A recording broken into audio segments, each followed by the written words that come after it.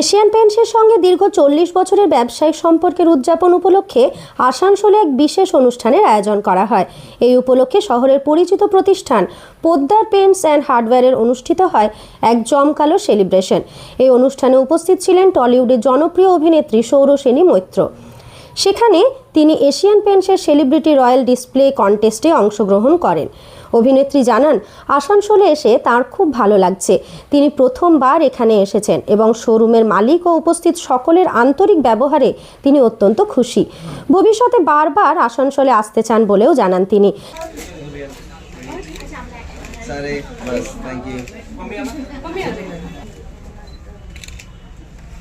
দেখুন, আসানসোলে এর আগে যতবার এসেছি ভীষণই টাচ অ্যান্ড গো হয়েছে, কিন্তু আসানসোলের ব্যাপারে ভীষণ ভালো কথা শুনেছি।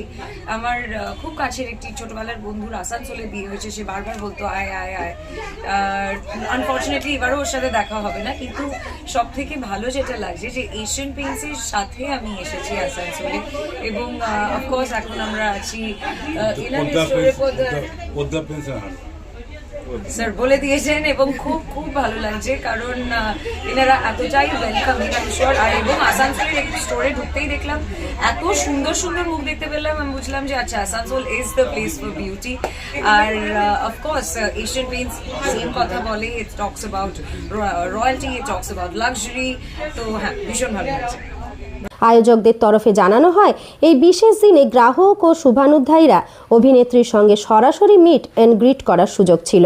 আয়োজকদের মতে, এশিয়ান পেইন্টসের সঙ্গে 4 দশকের এই পথ চলা শুধু একটি ব্যবসায়িক সম্পর্ক নয়, বরং বিশ্বাস ও সাফল্যের এক অনন্য উদাহরণ। এই অনুষ্ঠান ঘিরে শহর জুড়ে উৎসাহ ও আগ্রহ লক্ষ্য করা যায়।